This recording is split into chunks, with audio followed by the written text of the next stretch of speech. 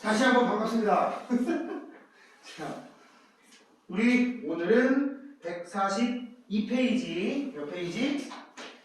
142페이지에 나와있던 호르몬 얘기를 하게 될 건데, 지난 시간에 우리 신경계에 대한 얘기 잠깐 복습을 해보면, 우리 신경계는 크게 중추신경계와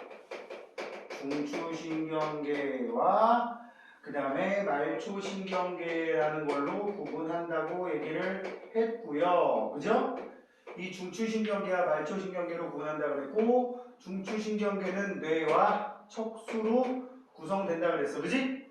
말초신경계는 요 단어는 우리 교재는 쓰지 않는데, 체성신경계라는 것과 자율신경계라는 걸로 구분이 되더라.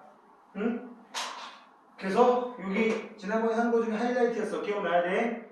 공부가 대뇌, 눈아빠, 중간뇌.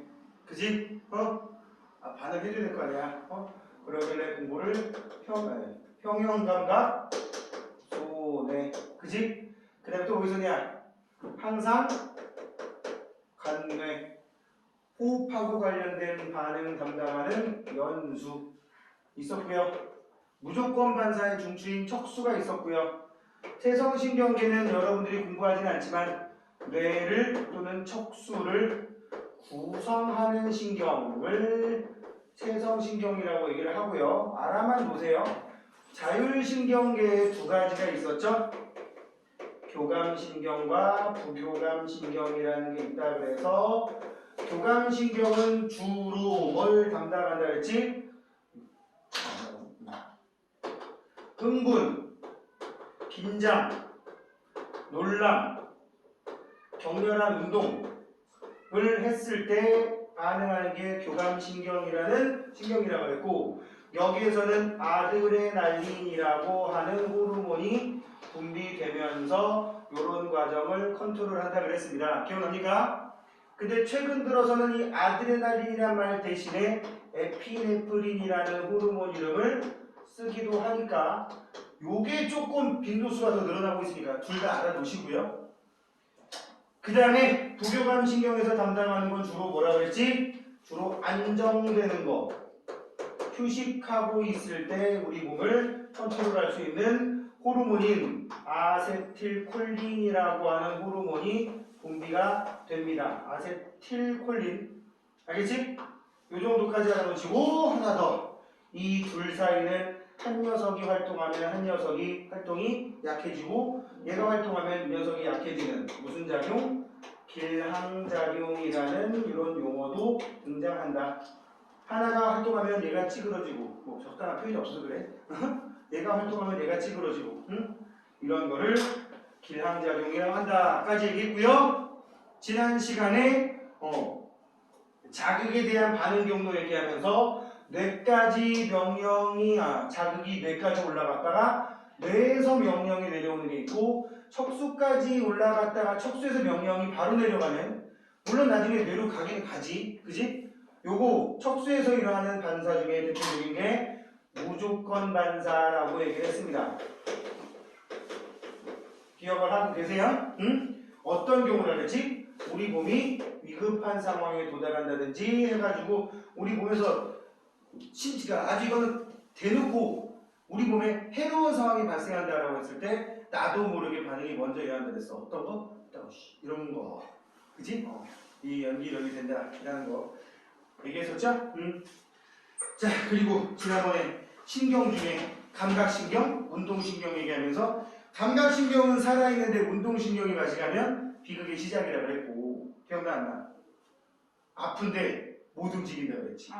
그지? 만약에 운동신경은 멀쩡한데 감각신경이 뭐 좀 죽어있으면 찔려서 여기 앞쪽에 박혀있어도 모를 수도 있단 말이야. 발바닥에 못이 박혀도 이거 좀 심했다. 모를 수도 있단 말이야. 알았지? 언제 박혔지? 그래도 뛰어낸단 말이야.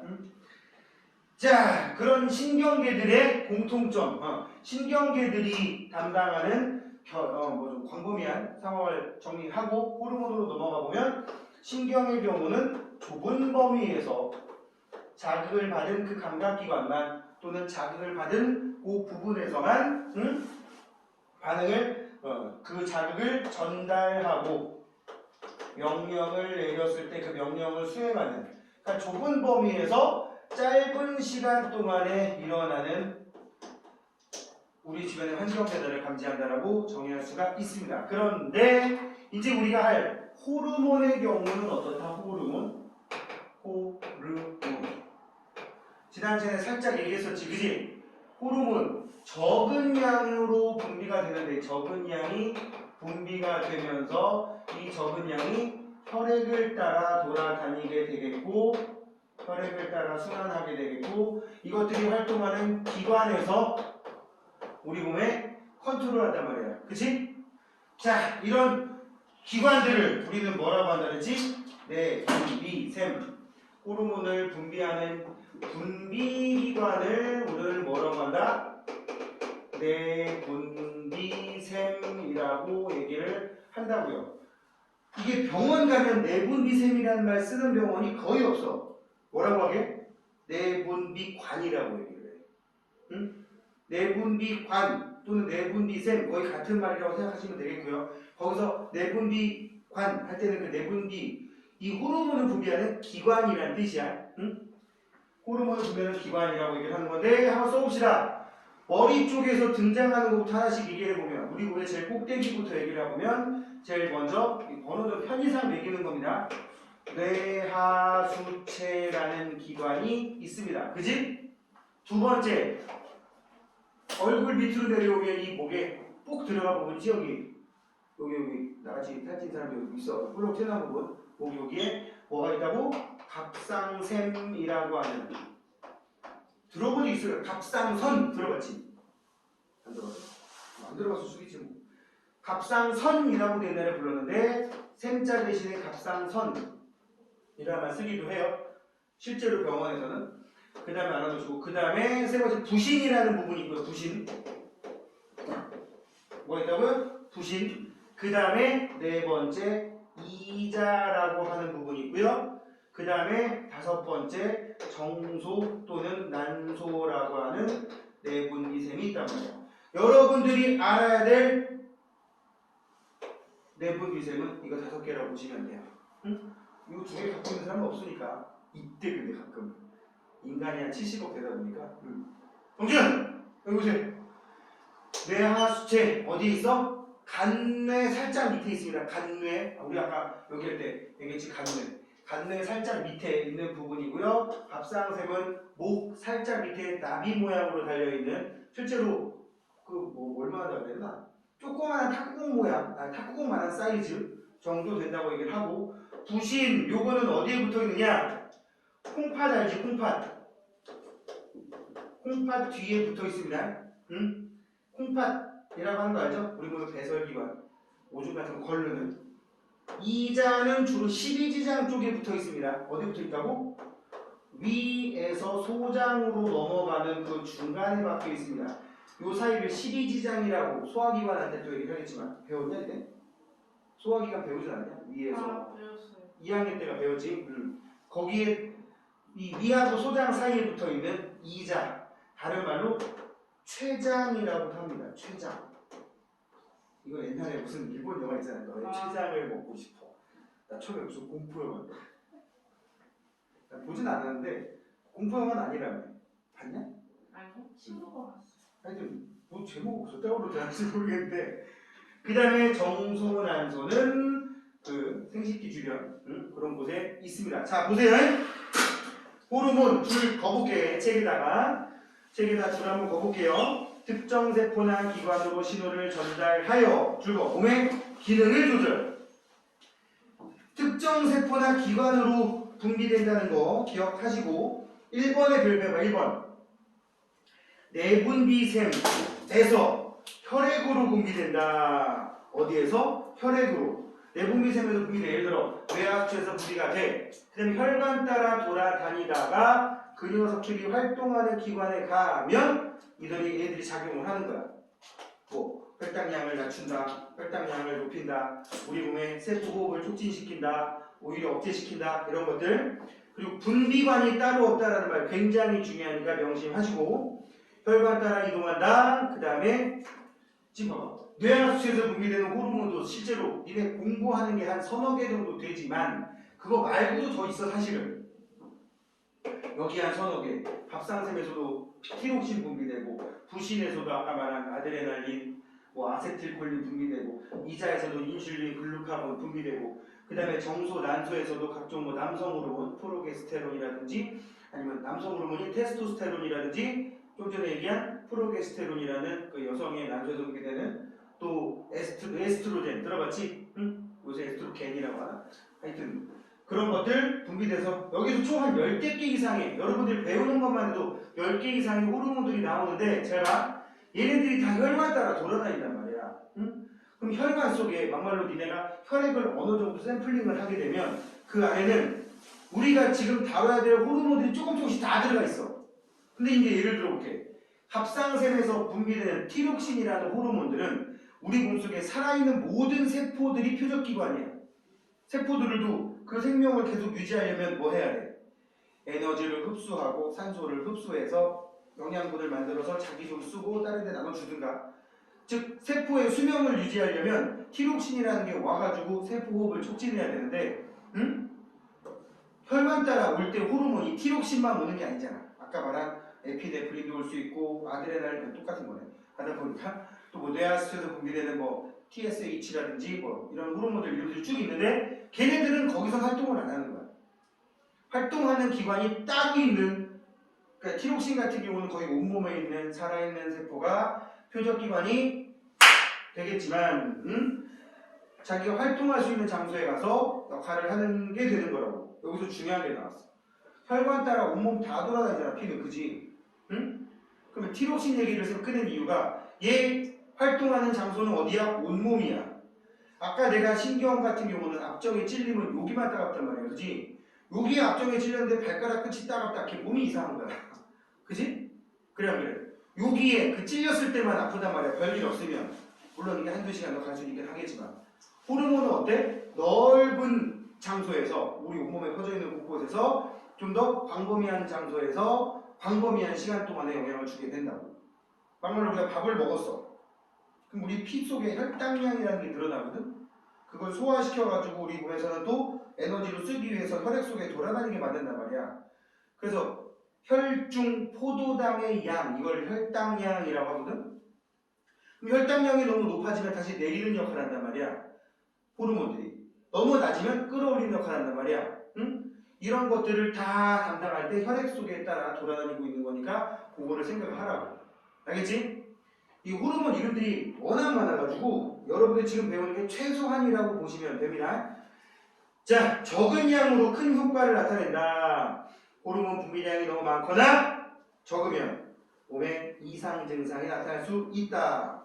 그러니까 기억을 하시고 자 이제 우리 뇌하수체부터 분비되는 호르몬 이름들 여기다가 한번 써보도록 할게요. 자, 뇌하수체에서 분비되는 호르몬 거기 뭐라고 써있어? 생장 호르몬. 편의상 호르몬 H라고 쓸게. 응? 생장 호르몬 뭐라고 돼 있어? 몸의 생장을 촉진한다. 키 크고 살찌고 하는 과정에 이 생장 호르몬이 직접적으로 관여를 한단 말이야. 알겠지? 그러니까 막말로 이러겠지. 곳곳에 퍼져가지고 세포 분열을 촉진시키는 역할을 하겠죠. 그지? 우리가 키 큰다, 살찐다 라는 거 다 세포가 많아지는 거랑 연결된다. 뼈도 일종의 세포니까. 자, 그 다음에 갑상샘 자극 호르몬. 갑상샘 자극 호르몬. 줄여서 그냥 갑자 H라고 썼어요. 특히 뇌하수체에는 중추신경계에 들어있는 이 간뇌하고 연결돼. 그지? 간뇌하고 연결되기 때문에 우리 몸을 통제하는, 그러니까 다른 내분비샘을 통제하는 호르몬이 분비되는 경우가 많아요. 그래서 선생님이 여기서 분비되는 호르몬 지금 니네가 배우는 게 최소한이에요. 실제로 이만큼, 아니 이거보다 두세 배 더 있어. 거의 10개 가까이 되는데 그 중에 갑상샘 자극 호르몬이라고 돼 있어. 여기에서 갑상샘을 자극하는 호르몬, 응?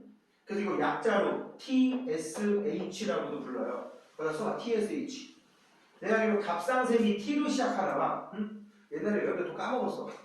갑상샘이 영어로 T로 시작하는데 여기가 갑상샘 T를 센시티브 호르몬이란 말이야. 자극하는 거. 응? 괜히 그러면 갑상샘을 자극하면 갑상샘에서 뭘 분비한다? 티록신을 분비한다고. 그래서 티록신 분비를 하라고 명령 내리는 거야. 여기 성준이가 예를 들어 갑상샘이면 내가 뇌하수체면 내가 호르몬을 분비해. 그래서 얘를 자극해요. 왜 자극하냐? 놀지 말고 빨리 일하라. 응? 그러면 얘가 티록신을 분비하게 하는 이런 호르몬들이 되게 많아요. 응? 그 다음에 항이뇨 호르몬. 무슨 호르몬? 항이뇨 호르몬. 응? 제 하는 역할이 뭘까? 우리 단어 분석을 해보자. 항이뇨. 항자 빼봐. 이뇨 뭔 뜻이야? 오줌이 쉽게 나가는 거. 라는 뜻이야.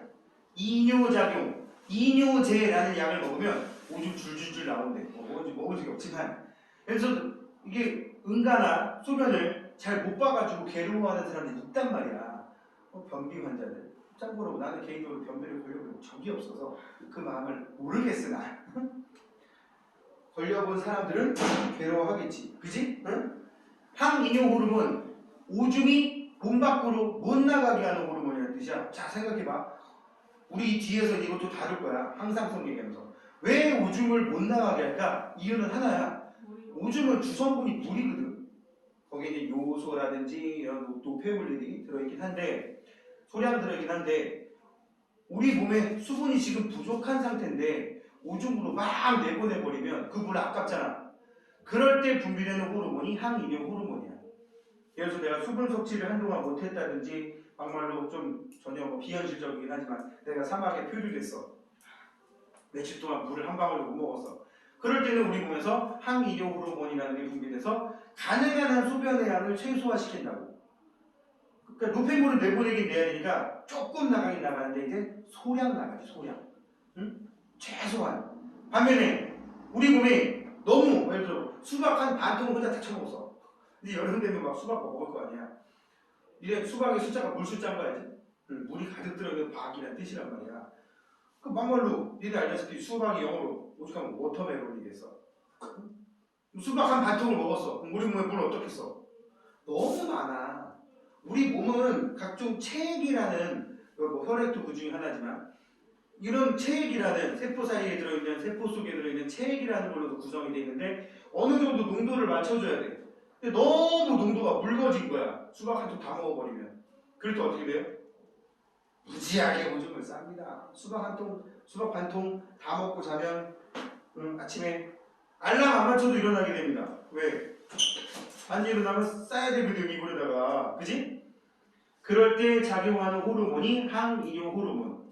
그러니까 항이뇨 호르몬이 분비될 때와 항이뇨 호르몬이 평소보다 줄어들 때 상황을 이제 우리는 좀 이따 해야 되고. 그 다음 디록신 줄거기 세포호흡 촉진. 세포호흡이 촉진된다. 어떤 경우일까? 우리 몸이 에너지가 많이 부족할 때. 응? 두 가지 상황을 예를 들 수 있어요. 에너지가 만들어져야지 세포들이 생명을 유지하잖아. 응? 내가 예를 들어 밥을 한 이틀 굶었어. 그럼 평소보다 티록신 분비량이 좀 늘어납니다. 물론 한없이 늘어나는 건 아니지만. 또 하나, 추워. 내가 추우면 체온이 떨어진단 말이야. 세포 호흡이 촉진되면 두 가지가 나와요. 에너지 생산량이 많아지는데 이게 우리 몸에서 필요한 직접 사용할 수 있는 것도 되고 체온 유지를 이용하는 열 에너지 생산량도 많아지게 된다고. 그래서 티록신이 분비되면 열 에너지가 생산이 많이 돼. 그럼 왜 생산을 많이 할까? 주변이 추워져가지고 내 체온이 떨어질 상황에 도달해버리면 티록신 분비량이 늘어난다고. 그래서 물질 대사를 촉진해서 에너지 소비도 많아지지만 체온도 거기에 부족한 떨어질 것 같으면 다시 정상 수치로 끌어올리는 역할을 하는 게 티록신이라고. 그거 알지? 겨울에 배가 더 금방 고파지는 거. 물론 배는 늘 고프지만 겨울에 좀 배가 더 일찍 고파지는 이유가 여름에는 체온 올리는데 에너지를 쓸 이유가 별로 없어. 그지? 막말로 내가 밥을 100을 먹었으면 그 100을 체온 올리는데 한 30. 그 다음에 뭐 제가 말하는 거 그냥 예를 들어 수치야. 그리고 이것저것 활동하는데 말하고 보고 듣고 일어나 이 새끼야 정신 차려 막 이렇게 얘기를 하고 손가락질하고 삿대질하고 이런 데 쓰이는 게 한 70이라면 겨울에는 체온 올리는 쪽이 거의 한 절반 가까이 써버린단 말이야. 그러다 보니까 평소보다 내 몸에 움직이는 데 쓰는 에너지 양이 적다 보니까 배가 고픈 거지. 그래서 막 처묵처묵 하는 거지. 그래. 그래서 겨울 지나고 나면 옷이 안 맞는 거지. 그지? 그래서 맨날 늘어나는 옷만 입고 다니는 거지. 선생님, 셔츠 잘 안 입는 이유가 이 수업할 때 불편해요. 수업할 때 막 여기까지 올리고 해도 막 이게 뻐셔가지고 옷들이. 자, 하여튼 티록신의 역할이 그거고요. 그다음 부신. 여기 나온 김에 쓰자. 갑상샘에서 분비되는 게 티록신이라는 거 있었고요. 그죠? 티록신 얘기했죠? 세포 호흡 촉진한다고. 그다음 이제 부신 쪽에 가면 아드레날린이라는 대표적인 호르몬이 써 있습니다. 얘 하는 역할이 뭐라고 써 있습니까? 아까 얘기했지? 흥분, 긴장, 놀람, 운동 이런 거랑 관련된 작용을 하는 게 아드레날린이고요. 여기에 써 있지 않은 것 중에 아세틸콜린이라고 하는 건 웬만한 그냥 세포들에게서 다 신경 세포의 말단에서 분비된다고 보시면 되겠어요. 심장박동 촉진, 혈당량 증가, 혈압 상승. 그치? 그래서 혈압 상승 가끔씩 운동 격렬하게 해버리면 혈관 터지는 경우도 있어요. 혈압이 너무 높아지다가 혈관에 흘러가는 혈액량이 너무 많아진다든지 너무 많은 에너지를 끌고 가다 보니까 혈관 속에 혈액이 좀 뭐랄까 농도가 진한 상황이 돼버리는 게 되는 거예요. 그럼 터지면 어떻게 돼요? 터지면 뭐 죽어요? 그게 이제 별 의미 없는 아. 모세혈관이 터지는 거면은 멍든다든지. 아. 그거 알지? 멍드는 게 모세혈관 터진 거. 아니면 그냥 코피 한번 쏘고 만다든지. 그 정도면 괜찮은데 좀 굵은 혈관이 터져버린다든지 그래버리면 심각해지는 거지. 특히 뇌혈관이 터져버리면 뭐 하는 거야? 그게 말하는 뇌출혈이야. 참고로 이 부분 나갈 때 이 정도 선까지 내가 얘기해 줄 수 있는데 가끔씩 애들이 이제 호기심이 생겨서 궁금하니까 물어보긴 하는데 의학적인 거 물어보는 애들 있어? 의사와 상담하십시오. 알았습니까? 막 하다가 저 헷갈려요. 좀 이렇게 됐는데 그건 왜 그런 거예요? 모르지 나. 내가 어떻게 알아? 진짜 그런 애 되게 많은데 뭐 궁금해서 물어보는 거긴 한데 내가 또 만약에 내가 아는 선에서 얘기했는데 그게 사실과 달랐어. 네. 그거 어떻게 할까? 나중에 얘가 만약에 내 말을 믿어가지고 막말 응급처치 방법을 내쉽게 됐다. 그럼 나는 완전 이상한 사람이 되는 거야. 그치? 나 때문에 사람의 생명이 오고 갈 수도 있어. 그래서 항상 얘기를 합니다. 이런 생명 파트 나갈 때 절대 의학적인 거 물어보지 마십시오. 알았습니까? 네이버 지식이 훨씬 정확합니다. 자, 그 다음에 이제 이 이자에서 분비되는 호르몬 두 개 엄청 나옵니다. 엄청 나옵니다. 누구? 인슐린과 글루카곤. 뒤에 다시 한번 나오니까 이 티록신의 작용, 인슐린과 글루카곤의 작용 이런 것들도 나오니까 그때 자세히 보도록 하고 잠깐만 얘기를 할게요. 그냥. 인슐린은 혈당량을 낮추는 역할을 합니다. 우리가 보통 식후 밥 먹고 나서 30분에서 1시간 지났을 때가 혈당량이 최고치로 올라가거든. 그러다 정상 수치로 쭉 다시 내려온단 말이야.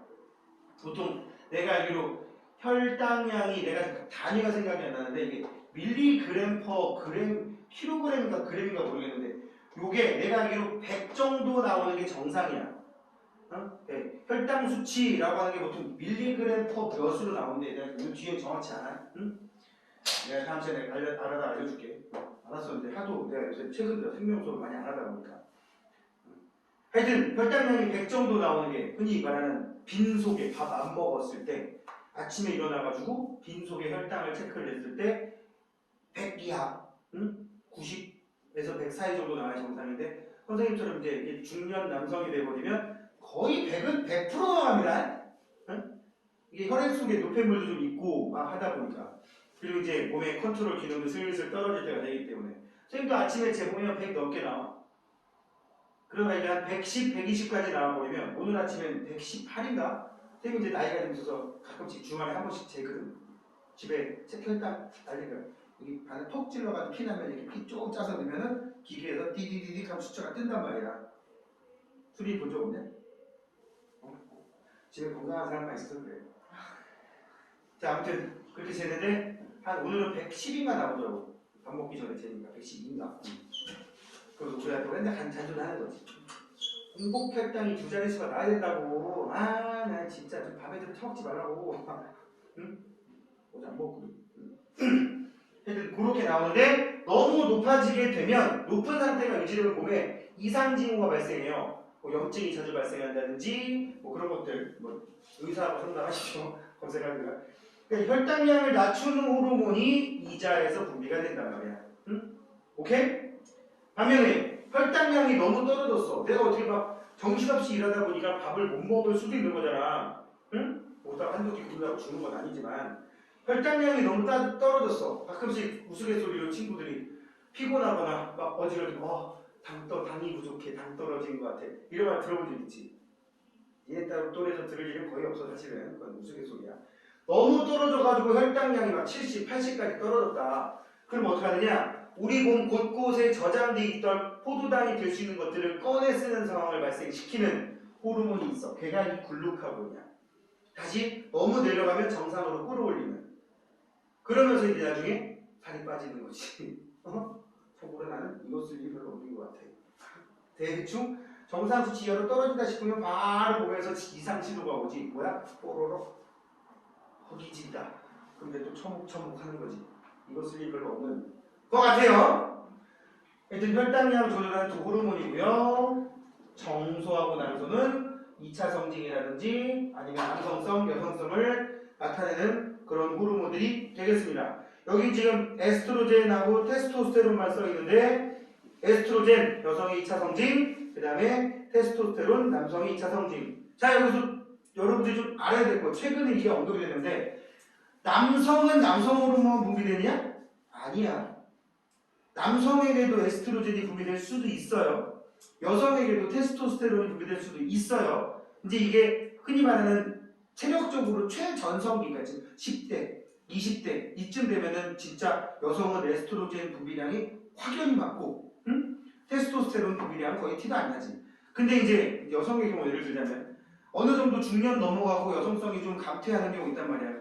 좀 슬프지만 폐경기가 오고 그러면 여성 호르몬 분비량이 급격히 감소하고 발음이 힘들어. 테스토스테론 분비량이 늘어난대. 그렇게 되면 이제 성격도 막 조금씩 달라지는 거야. 중년 넘어가면 그럴 수도 있대요. 조금 내가 겪어본 바에 의하면 대학교 때 지하철 타거나 버스 타면 아줌마들 중년 아주머니들 보면 좀 부끄러움을 굉장히 많이 안 타십니다. 아예 대놓고 내가 보기에는 자리를 양보할 정도예요. 아무 아주머니는 아니신데 학생 어디까지 가? 나 지금 앉으면 안 돼? 처음 보는 학생하고 어디 앉아? 과감하지. 그치? 그리고 이거는 이제 내가 겪은 건 아니고 내 친구가 겪었다는데 아줌마가 지하철에서 여기쯤에 있는데 저쯤에 자리가 난 거야. 핸드백을 던지더래. 핸드백을 던지더래. 그래서 예를 들어서 뭐 어이 성준이 엄마 저기 자리 생겼어! 이러면 줄였었는데 거기 못 앉습니다. 그지? 그런 게 이제 그 호르몬 분비량의 변화로 생기는 성격의 변화라고 할 수가 있겠다고. 아직 못 겪어봤지 니네가. 네. 그지? 이거는 선생님이 대학교 때 교양 교수님이 해준 얘기인데 그 교수님이 서울에 있는 뭐 대학까지 대학교를 다녔는데 집이 인천이었대요. 그래서 인천에서 서울까지 대학을 오면은 저처럼 오래 타잖아. 그래서 오래 타면 자리 한번 생기면 자리를 양보하기 싫으니까 안 피곤해도 자는 척을 이렇게 하고. 진짜 잠들지 않아요? 그러니까 뭐 잠들 수도 있고 근데 진짜 무조건 눈 감고 있었대. 왜냐면 어르신들하고 눈 마주치면 양보를 해야 된다는 좀 그런 게 양심에 걸리는 일이 발생하니까 어르신들이 눈에 안 보이도록 무조건 눈을 감고 있었대. 보통 지하철을 타면 상황이 좀 웅성웅성 거리잖아. 그지? 사람들 많은 게 느낌이 나잖아. 출퇴근 시간 같은 경우는. 이게 집에 갈 때였다고 얘기를 하더라. 그래서 뭐 저기 동대문 쪽인가 어딘가에서 청량리가에서 전철을 탔는데 쭉 타고 이제 인천까지 기니까 이러고 있는데 주변이 웅성웅성 해야 되는데 느낌이 새하늘에 갑자기 소름이 살짝 돋으면서 주변이 갑자기 조용해지더니 갑자기 정막이 흐르래. 조용히. 그러니까 분명히 사람이 많은데 소리가 안 나는 거야. 그래가지고 이 상황에서 눈을 떠가지고 또 어르신들이랑 눈 마주치면 또 양보해야 되는데 그래서 한 지하철 3-4정거장 갈 동안은 망설이다가 거의 뭐 서울역 근처쯤에서 진짜 궁금해서 눈을 싹 떴다가 완전 화들짝 놀라가지고 내렸대요. 다음 역에서. 웬 아줌마가 그 선생님들이 앉아있었을 거 아니야. 걔 앉아있는데 그 앞에 어떤 아줌마가 이렇게 쪼그려 앉아가지고 이 새끼 눈 어쨌든 이렇게 쳐다보고 있었는데 그래가지고 소름이 끼쳐가지고 그러니까 주변이 왜 적막했나 했더니 주변 사람들은 누가 이기나 이제 지금 여기 승부에 빠졌잖아. 주변 사람들 그 상황을 지켜보고 있는 상황이잖아. 그래가지고 그 사람들 이제 초긴장 상태가 숨죽이고 상황을 보고 있는 거야. 이 학생이 눈을 먼저 뜨나 이 아줌마가 먼저 포기하나. 그래가지고 다음 역에 내려가요. 쭉 팔려가지고 도저히 저쪽 타고 왔을 거예요. 그때 내가 했던 반응, 우리가 수업 들었던 우리가 반응이 이런 반응이었어. 상황이 머리가 보이는 거야. 이게 왜 그래? 아줌마들이 왜 그런 걸 하게 돼? 호르몬의 변화 때문이야. 나이가 들면서. 여러분들 아직 공감을 못할 수도 있지만 나는 그거 있었어. 학생 어디까지가 모르는 아줌마가 나한테 막 말을 걸고 비켜라 이거지. 자, 아무튼 호르몬 오른쪽에 그 핑크색 그림 별표하고 문제를 봅시다. 호르몬의 분비와 작용. 내분비샘이라는 곳에서 호르몬이 분비가 됩니다. 그죠? 그리고 혈관 따라 돌아다니고 표적기관에 가면 그 녀석이 할 수 있는 역할을 하게 되는 거라고. 자, 오른쪽에 143쪽에 개념 속속 한번 보도록 할게요.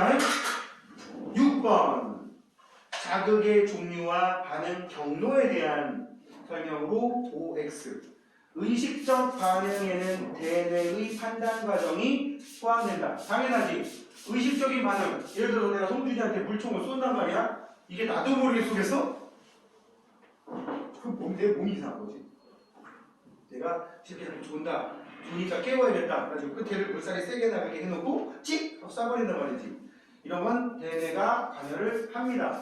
맞는 말이 되겠고 2번 무조건 반사는 의식적 반응에 비해서 굉장히 빠르게 나타나지. 그지? 주로 무조건 반사는 위험한 상황에 도달했을 때 나타나는 반응이니까. 그래서 2번 X가 되겠고요. 느리게가 아니라 빠르게.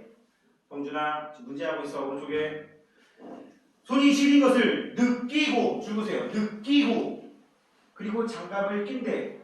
나도 모르게 끼는 거야. 정신 차려보니까 내가 장갑을 끼고 있는 거야. 아니면 내가 알아서 뇌에서 판단해서 너 이렇게 있다가는 손 띵띵 얼어버릴 수도 있어. 빨리 장갑 껴. 그렇게 명령을 내리니까 하는 거지. 그지? 의식적인 반응. 느끼는 반응은 의식적 반응을 맞고요. 무조건 반사는 대뇌의 판단 과정이 복잡할수록 반응이 일어나는 데 시간이 더 걸린다. 대뇌에서 판단 안 한다고요. 무조건 반사에다가 써. 대뇌가 판단하지 않는다. 주로 어디에서? 척수와 연수에서 주로 담당을 합니다. 우리 지난 시간에 무조건 반사의 대표적인 게 자, 여기 무조건 반사 몇 개만 써볼게요. 밑에 공간이 있으니까 하는 거야. 무조건 반사의 대표적인 게 척수 반사라는 것과 이 밑에 거는 중학교 과정에서는 나오는 건 아닌데 그냥 학교 선생님들에 따라 얘기하는 경우가 있어서 언급을 해줄게요. 척수 반사가 우리 지난 시간에 성준이를 가지고 얘기했던 대표적인 무릎 반사라든지 위험한 상황에 도달했을 때 회피 반사. 회피 반사 뭐야? 아 따거, 아 뜨거, 으씨 이런 거지. 갑자기 뭐 올 때, 나방 같은 거 날아올 때, 그지? 이런 것들이 척수에서 담당하는 무조건 반사가 되겠고요. 이건 이제 연수 반사는 대표적인 게 재채기, 하품. 자, 하품 나오는 거, 하품이 좀 세게 나올 때 내가 대뇌에서 하지마 안 해? 내가 안 되겠다. 지금 하품하면 안 되는 시간이야. 아니 이게 약간은 먹힌다고 내가 생각해. 약할 때는 나 하품 나오려고 할 때 참는 경우도 있으니까. 근데 좀 세게 나오면 이거 컨트롤 안 됩니다. 주로 이제 이 입 근처에서 나타나는 무조건 반사는 연수 반사라고 보통 얘기를 해요. 알겠지? 바로 하품을 하나? 자, 7번 갑시다. 반응이 일어나는 경로를 완성하시고 뜨거운 냄비에 손이 닿았을 때 줄거 자신도 모르게. 그럼 그거 담당하는 게 어디다? 척수. 신호등이 초록불로 바뀐 것을 보고 잘 봐. 나도 모르게 길을 건너냐? 아니지. 이건 대뇌가 관여하고 대뇌가 관여를 해도 척수를 통해 명령이 내려갑니다. 그래서 기억에 대뇌, 니은의 척수라고 쓰시면 됩니다. 그러니까 대뇌와 운동신경 사이에는 척수가 꼭 껴있다는 거는 여러분들 암기를 좀 해주시기 바랍니다. 알았지? 들어올 때는 척수를 안 거치고 들어오는데 내려갈 때는 척수를 거쳐서 내려간다고. 그래서 9번 A부터 써볼까? A 뭐야 A? 뇌하수체. 어우 성준이 또 얘기를 하고 있어. A 뇌하수체. B는 갑상샘. C는 위치상 순서는 부신. D는 부신하고 이자 중에 뭐가 나왔냐? D가 이자구나. 얘들이 위치가 위에 스티면 위치가 비슷해서 내가 하는 얘기야. 그 다음에 E는 난소, F는 정소. 이렇게 됩니다. 그러면 이름 다 썼고요. 각 내분비샘에서 분비되는 호르몬. 자, A 생장 호르몬.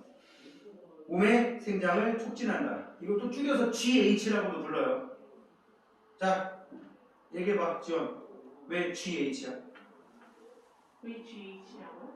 생장 호르몬 약자로 GH야. Growth hormone. 그로잉 호르몬. 호르몬이라고 해. 호르몬 하지 말고. 어디 혀를 불리고 있어요? 여기가 뉴욕이야? 난 다른 좋은 애들 보면 좀 이렇게 막 괴롭히고 싶어. 부러워서 그래, 부러워서. 어떻게 저런 다른 내가 본토 발음하는 단어가 딱 두 개 있어요. 단어라기보단 단어 또는 문장. 뭐요? 예를 들어서 보통 땡큐에 대한 대답을 할 때, 해줘 빨리 해봐. 저요? 내가 땡큐라 해서 뭐라 그래? You're welcome. 발음 좋다. 진짜 나 뉴요커의 발음을 할 수 있습니다. 지금 나한테 땡큐라고 해봐. Thank you. 이거 와그. 완전 이거 뉴요커 발음이란 말이야. 한글로 쓸 수 있어. 뉴워금. 그리고 그 뉴욕에 제일 유명한 그 고층 빌딩이 많은 곳을 뭐라 그래? 맨하탄? 네. 아니지. 맨하탄. 요거 내가 두 개는 완벽하게 합니다. 내가 이것 때문에 결혼했어. 네? 내가 우리 와이프 만났을 때 이거 했다가 빵 터져가지고. 요워크. 이거랑 맨하탄. 이거 해서 거의 뭐 막말 코가 나오더라고 와이프가. 진짜 이게 막 배운 영어랑 다르긴 하구나. 자, A 봅시다. A의 기억, 티록신 분비한다. 뭐라고요? 갑상샘 자극 호르몬. 그 다음에 니은 콩팥에서 물의 재흡수 촉진이라고 되어있지. 재흡수라는 게 뭐야? 버리려고 해놨는데 내 몸 상태가 지금 저거 버릴 상황이 아니야. 그래서 다시 빨아먹는 거. 이거를 재흡수라고 하고 그 상황을 촉진하는 호르몬이 항인효 호르몬이 됩니다. 그 다음에 세포호흡을 촉진하는 B, 디귿, 티록신이 되겠고 그 다음에 C, 아드레날린이 분비되면 심장박동 촉진, 혈당량 증가, 혈압 상승. 자, 이거 혈당량 증가하고 혈압 상승을 연계하는 걸 좀 설명을 해줄게요. 혈액의 거의 대부분은 물이야. 그치? 그럼 이 물이 혈관 속을 지나가면 그 물에 의한 압력이 혈압이란 말이지. 그치? 그 혈액, 피 때문에 생기는 압력이 혈압이라고 하는 건데 이 피가 만약에 뻑뻑하면 어떻게 될까? 혈압이. 맞아요. 아니 이 지나가는 물이 그냥 맹물일 때랑 진한 뭐가 섞여있는 뭐 소금물, 설탕물일 때 조금이라도 그 물의 농도가 진하면 혈압이 커져버린단 말이야. 그러니까 혈당량은 혈중 포도당의 양이라 그랬지. 그러니까 무식하게 하면 피가 약간의 설탕물인데 그 설탕물이 농도가 진해진다. 이게 혈당량이 높아지는 거거든. 그러면 당연히 혈압은 어떻게 되겠어? 증가하겠지. 그러니까 혈당량이 증가하는데 혈압이 낮아진다. 이거 말도 안 되는 소리인 거야. 같이 가는 거야. 줄이 알겠어? 자, 그 다음에 인슐린, 혈당량 감소. 그러니까 너무 올라가면 낮추는. 먼저 쓰고 있냐? 그 다음에 혈당량을 증가시키는 비읍, 글루카곤. 혈당량, 시읒, 증가. 여기도 인슐린하고 글루카곤이 혈당량을 감소시키는, 혈당량을 증가시키는 서로 반대 역할을 하지. 이런 반대 역할을 뭐라고 한다고? 아까 아까 교감신경, 부교감신경인 경우랑 똑같아. 여기도 길항작용이라는 말을 씁니다. 무슨 작용? 길항작용. 어디에서 분비되는? 이자에서 분비되는 인슐린과 글루카곤이라는 이 두 호르몬도 혈당량을 낮추는, 혈당량을 높이는 이것도 길항작용이라고 부를 수 있다고요. 자, 그 다음에 에스트로겐과 테스토스테론. 뭐라고요? 테스토스테론. 선생님 학교 다닐 때는 이 호르몬 이름을 안드로겐이라고도 불렀어요. 안드로겐이라고 불렀어요. 지금 그만 안 쓰니까. 자, 이제 다음 페이지 넘기면 이 호르몬 관련 질병이 나옵니다. 여기 뭐 당뇨병 얘기도 분명히 나올 거야. 나올 거야. 뭐 썼잖아. 자, 생장 호르몬 아까 뭐라 그랬어? 어떤 책에는 성장 호르몬이라고 합니다. 성장 그러면 대부분 동물에 많이 쓰고 생장은 동물 신분에 다 포괄적으로 쓰는 용어라고 보시면 돼요. 자, 결핍은 어떻게 되어 있어? 안 큰다고. 그지? 과다면 거인증 또는 성장기 이후에도 커지면 말단비대증. 뭐 좀 슬픈 얘기지만 그 최고 씨 있죠? 요즘 저거 있잖아. 몰라? 가끔씩 조세호가 흉내. 이게 격투기 선수 중에 좀 크신 분 있죠? 최홍만이라고. 몰라? 뭘 손 들어? 아니, 지금 이제 전성기가 지나서 그런 분이 있어요. 나중에 검색해 보시면 나올 건데 입술과 코가 두꺼워져 얼굴 모습도 변하고 손과 발이 커진다. 그다음 티록신, 결핍, 갑상샘 기능 저하증. 잘 봐. 갑상샘 여기 있다 그랬어. 이거 생각 잘해야 돼. 밑에 나오나 또? 이거는 안 나오네. 자, 티록신 결핍 과다에 의한 상황을 쓰면 여기 말로 해줄 테니까 잘 들어봐. 티록신이 여기서 갑상샘에서 티록신이 분비가 되면 우리 온몸에 있는 세포들의 세포호흡을 촉진하는데 갑상샘 기능이 약해졌어. 그럼 이 얘기는 여기서 티록신을 제대로 분비를 못한다는 거야. 그지? 그럼 우리 온몸에 있는 세포들 입장에서 볼 때 늘 에너지 생산을 충분히 못하고 좀 부족한 상황으로 살겠지. 소리 알아들어? 그 상황을 여기서 모를까? 여기서 알아. 간뇌 밑에 있는 뇌하수, 간뇌에서 우리 몸 상태가 조금 정상 수치 이하다. 그걸 감지를 하고 뇌하수체에게 명령을 내려요. 간뇌의 시상 하부라고 하는 그런 부위가 있는데 거기에서 대부분 이런 걸 담당해. 우리 몸의 밸런스를 맞추는. 그럼 뇌하수체에게 명령을 내리면 뇌하수체에서 갑상샘에게 또 명령을 내리는 거 아까 있었지. 갑상샘 자극 호르몬. 너 새끼야 지금 놀 때가 아니야 임마. 지금 평균이 너무 떨어졌잖아. 빨리 올려 이 새끼야 하면서 티록신 더 분비하라고. 근데 갑상샘은 티록신을 많이 못 만드는 상황인 거야. 이유는 다양하겠지. 응?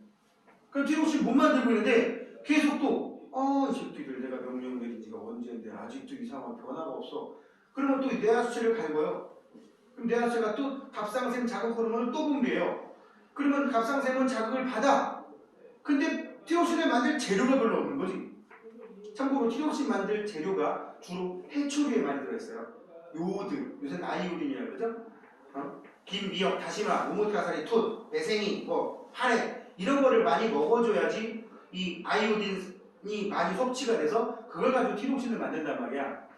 근데도 불구하고 이제 뭐 식생활이 그쪽을 싫어한다든지 그런 식재료를 구할 수 없는 곳에 사는 그런 사람들 같은 경우는 갑상샘에서 티록신 분비량이 부족할 수밖에 없어. 늘.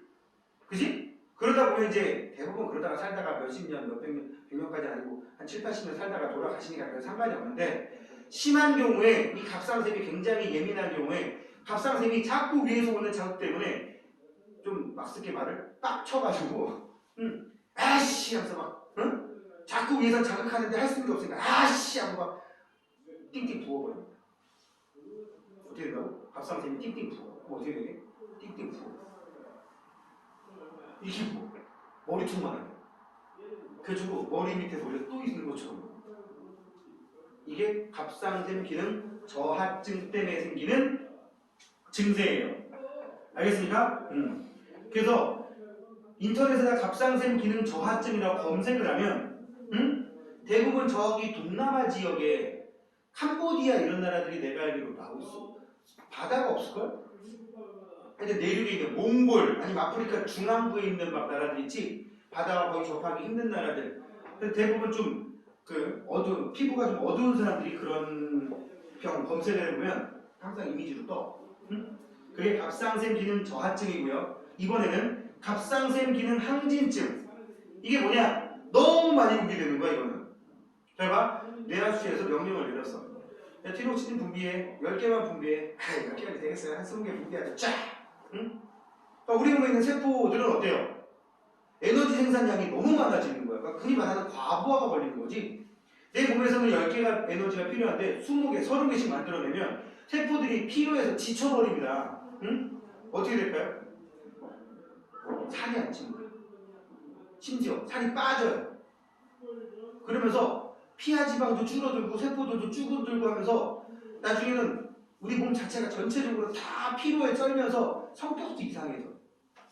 그러면서 이 갑상샘 기능 항진증 걸린 사람들은 사진 찾아보면 대부분 좀 선진국 사람들이 많은 편이고요.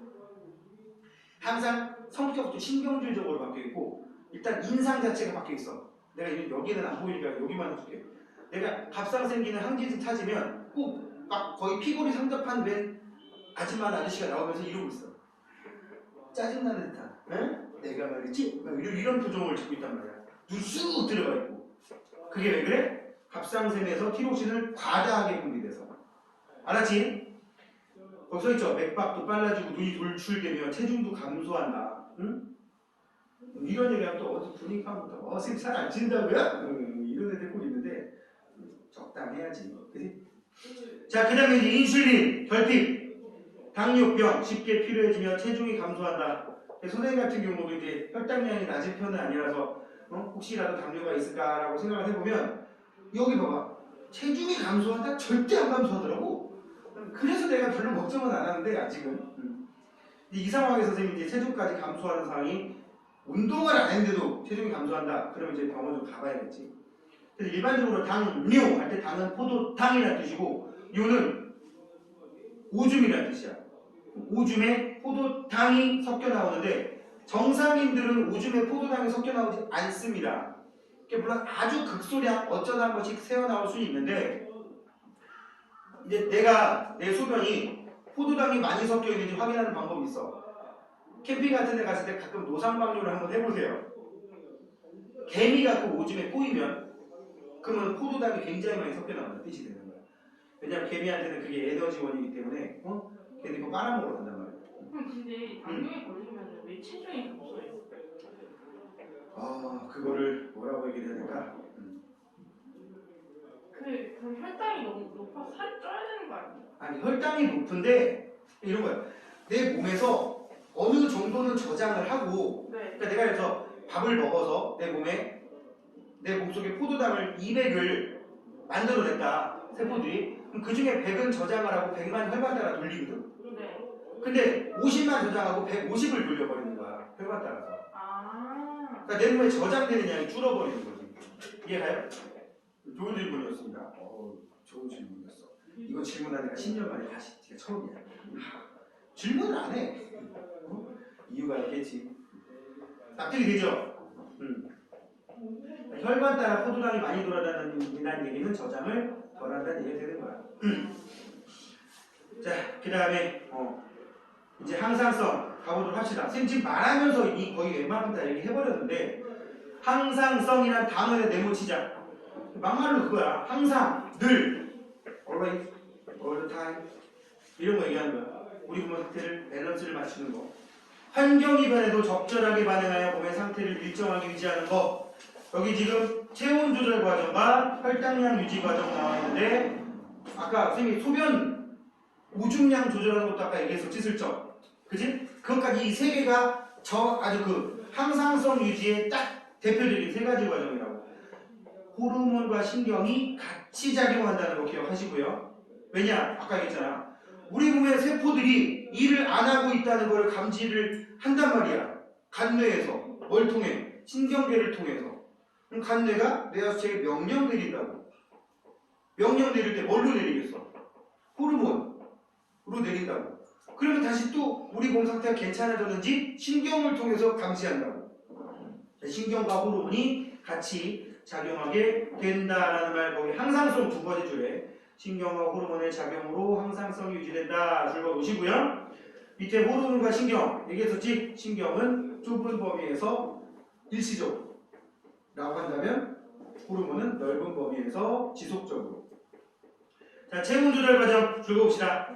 간뇌의 명령으로 이게 티록신 분비량 조절이야. 무슨 분비량 조절? 티록신 분비량. 잘 봐. 간뇌 뭐부터 해볼까?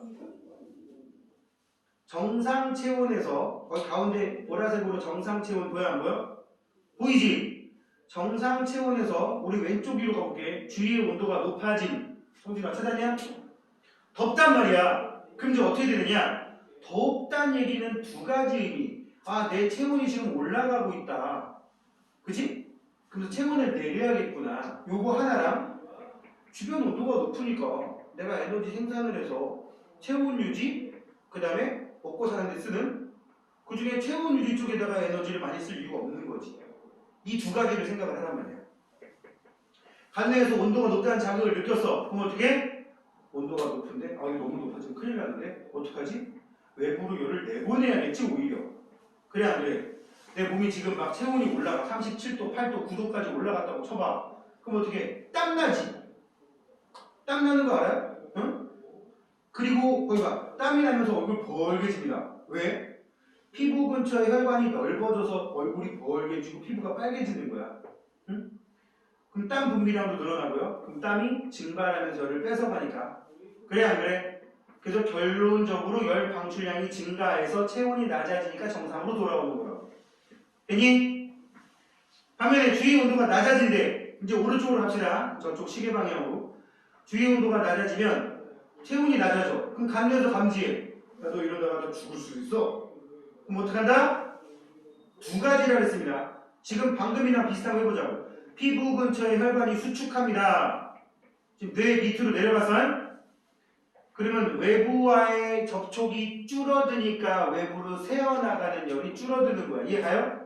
그래서 체온이 높아지는 거 있고요. 또 하나는 뇌하수체에다 명령을 내려서 야, 지금 체온이 너무 낮아. 너 지금 30은 체온 유지에 쓰고 70은 먹고 사는 데 쓰고 있는데 이쪽 비율 좀 높여라 라고 명령을 내리면 티록신이 또 열심히 일을 합니다. 자, 뇌하수체에서 갑상샘 자극 호르몬이 분비하면 갑상샘에서 티록신 분비량이 늘어서 세포호흡을 촉진도 하고 또 뇌하수체에서 간뇌에서 근육의 떨림까지 동반되면서 다시 열 발생량이 늘어난다고. 자, 정리해볼게. 체온이 너무 높아졌어. 그럼 어떡한다고? 어이 봐. 체온이 너무 높아졌어. 그럼 여기 지금 언급은 안 되는데 티록신 너 일 좀 그만해. 아니면 외부로 새어나갈 열을 늘려버리는 거야. 근데 체온이 너무 낮아졌어. 그럼 어떻게 한다고? 외부로 새는 열을 최소화시키고 모세혈관이 수축하니까 얼굴이 하얘지는 거야. 근데 추운 데 사는 애들은 거기 익숙해져가지고 피부가 하얀 이유가 그 때문이야. 유럽에서도 남유럽 사람들은 좀 어두운 색을 띠는데 북유럽은 완전 하얗잖아. 몰라? 스웨덴, 핀란드 이쪽 애들이 제일 하얘요. 저쪽에 스페인이나 이탈리아 그쪽 사람들은 우리랑 거의 비슷합니다. 거의 황인종 수준이라서. 응? 왜 하얘? 늘 모세혈관이 수축되어 있는 상황이란 말이야. 그쪽은 추운 동네라서. 그게 이제 유전적으로 전달되면서 피부가 하얘지지 않았을까? 내 생각이야. 응? 근데 아마 이건 그 타락 속에 있는 얘기니까. 그리고 에너지 생산량을 늘린다고. 알겠지? 자, 우리 추울 때, 더울 때 정리 한번 해놓으시고요. 혈당량도 마찬가지입니다. 혈당량 누가 조절한다고? 인슐린과 글루카곤이. 혈당량이 너무 높아지면 이자에 여기 자세하게 나왔나? 그런 거 없구나. 옛날에 막 이랬단 말이야. 이자에서도 호르몬 분비하는 장소가 있어. 특정 부위라서 거기를 마치 섬처럼 생각해. 이자 전체에서 특정 부위가 섬. 그래서 이자에 랑게르한스 섬이라고 하는 곳이 있는데 발견한 사람 이름인 거지. 거기에 세포 두 개가 있는데 하나는 알파 세포, 하나는 베타 세포라고 이름 붙여놨다고. 이자의 랑게르한스 아일랜드의 베타 세포에서 인슐린, 알파 세포에서 글루카곤. 고등학교 올라가면 이제 그 정도까지 가는 거야. 응? 인슐린이 분비되면 혈당량을 낮추게 된다. 왜? 포도당 소비량을 늘려버리는 거야. 야, 이거 빨리빨리 쪼개서 너 다 나눠 먹어. 먹기 싫으면 갖다 버려. 막 이렇게 하는 거라고. 반면에 글루카곤은 뭐라고? 혈당량이 너무 낮으면 야 이래가지고 세포들이 일을 하겠니? 너 지난번에 좀 많을 때 저장해놓은 거 꺼내. 이게 글루카곤이 되는 거예요. 알겠습니까? 그 과정. 여기서는 어떻게 된다? 저장돼 있던, 저장돼 있던, 요거까지 얘기해야겠다. 인슐린과 글루카곤의 기량작용 얘기하기 전에, 그럼 인슐린은 하는 일이 뭐냐? 포도당을 너무 많으니까 어디다가 저장해. 저장을 할 때 글리코젠이라는 물질로 저장을 합니다. 이름이 이게 헷갈려. 조심해야 돼. 응? 글리코젠이라는 물질로 저장해. 이거 어디다 저장하느냐? 간에다 저장해요. 간. 응? 반면에 글루카곤은 뭐 하는 일이 뭐냐? 야, 지금 혈당량이 너무 낮으니까 글리코젠을 포도당으로 빨리 바꿔. 역시 간에 있던 거 꺼내 쓰는 거라고. 알겠습니까? 그래서 간 속에 피가 굉장히 많이 들어있단 말이야. 혈당량이 높은 피가 간에 많이 저장돼 있다. 너무 많이 저장되면 어떻게 되는 줄 알아? 간에 이게 너무 많이 저장돼 있으면 포도당도 너무 많으면 나중에 지방으로 전환돼서 저장됩니다. 왠 줄 알아? 포도당 하나보다 지방 하나가 에너지가 더 많아. 그러니까 우리 몸은 나도 모르게 효율을 높은 쪽으로 한다고 해요. 그러니까 포도당이나 녹말 같은 경우는 1g당 4kcal밖에 못 내는데 지방 성분은 1g당 9kcal를 내기 때문에 많이 저장해놔. 그래서 간에 지방이 쌓여. 그걸 뭐라 해? 지방간. 그까지 내가 좀 알지. 대부분 선생님 또래 되면 지방간 증세가 조금씩은 있거든. 어차피 모릅니다 우리는. 알지? 간은 침묵의 단계라 해가지고 거의 한 60% 이상이 망가졌을 때 그때 외부로 증세가 나타나. 늘 검사를 해야 된다는 거. 나도 빨리 검사 맡으러 가야 되는데 지금 계속 시간 없어서 못 가고 있어요. 자, 오른쪽에 개념 쏙쏙 요 문제까지 한 다음에 잠깐 쉬겠습니다. 호르몬의 결핍과 과다증을 옳게 연결하십시오. 티록신 분비가 부족하게 되면 갑상샘 기능 저하증. 그지? 티록신을 분비하는 게 갑상샘인데 그 분비량이 적다는 얘기는 뭔 뜻이겠어요? 갑상샘 기능이 약해졌다는 얘기지. 그지? 그 다음에 인슐린 분비가 부족하게 되면 당뇨병. 그럼 어떻게 될까요? 이 인슐린을 어딘가에서 메꿔줘야 되는 거야. 그지? 그래서 약으로 먹든가 심하면 자기 몸에 자기가 주사를 놓는. 왜냐면 혈관으로 직접 넣는 게 제일 직방이거든. 그래서 이제 인슐린 주사를 맞을 정도면 이미 거의 이제 정상으로 회복은 힘들고 그거 가지고 생활을 유지하는. 그래서 여행 다닐 때 예전에 선생님 친척 할아버지 중에 한 분이 인슐린 주사를 갖고 다니셨는데 그때 봤어. 여러 번 놀 수 있는 주사기더라고. 뒤로 틱 하면서 처음 용량이 예를 들어서 뭐 10개면 10번 쓸 수 있는 거면 10분의 1씩 줄어드는 거예요. 그러니까 되게 조금 들어가겠지. 내가 보기엔 정말 많아봐야 티스푼으로 하나? 그러면 그거 가지고 이제 식후에 놓고 한 번씩 놓으시더라고. 한 10번 더 볼걸? 예전에 우리 집에 한 일주일 계셨는데 주사비 한 개 갖고 오셨으니까 하루 3끼 드실 때마다 식사 후에 한 번씩 하시니까 20번은 하겠네. 자, 그 다음에 생장 호르몬 분비가 부족하게 되면 소인증. 그 다음에 성장기 이후에 생장 호르몬이 너무 과다. 성장기 이후에 과다 분비되면 어떻게 되는 거야? 말단비대증. 더 이상 내 몸 신체는 커질 게 없는데 계속 분비되니까 키 크는 거 이런 건 아닌데 나머지 부위가 늘어나는 거야. 이티냐? 자, 11번. 신경과 호르몬의 특징을 비교한 것이다. 가로 안에 알맞은 말을 쓰시오. 신경은 뉴런, 신호 전달 속도 빠르고요. 효과 일시적이고 작용 범위는 좁습니다. 그지? 호르몬, 혈액으로 분비가 되고요. 신호 전달 속도는 느리고요. 그죠? 효과는 지속적, 작용 범위는 넓은 편입니다. 왜? 혈관 따라 온몸 구석구석 돌아다니니까. 자, 12번. 추울 때 일어나는 작용은 더울 때는 덜하고 쓰면 근육이 떨린다.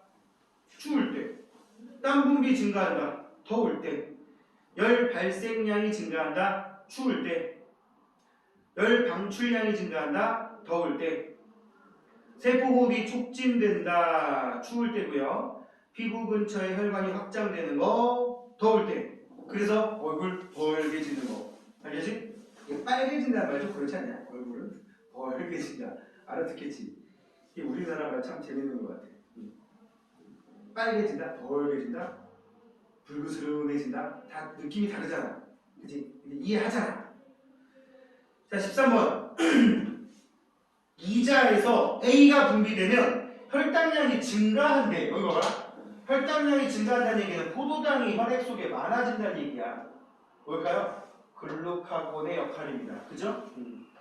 반면에 B는 분비되면 혈당량이 감소한다. 왜? 포도당이 줄고 간에 이걸로 저장하니까 인슐린이 되겠지. 그치?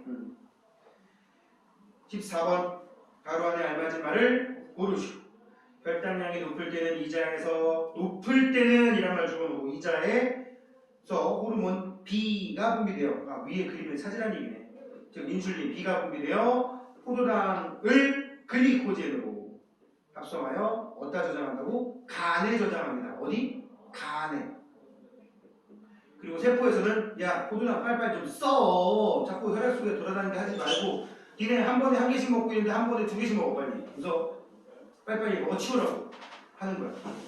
혈당량이 낮을 때는 이자에서 호르몬 A, 글루카곤이 분비되어 간에 저장돼 있던 글리코젠을 다시 포도당으로 합성하는 겁니다. 그리고 이제 세포들에게는 그러겠지. 아껴 써라 좀. 그지? 그렇게 길항적으로 이 두 개의 호르몬들이 길항적으로 작용한다고. 길항적으로가 무슨 뜻이라고? 한 녀석이 활동하면 한 녀석이 잠잠해지고 한 녀석이 활동하면 다른 녀석이 잠잠해지는 거. 그러니까 두 개가 동시에 증가한다, 동시에 감소한다 이런 건 없는 거야. 알겠죠? 자, 잠시 쉬었다가 146쪽에 탐구 A, B를 합시다.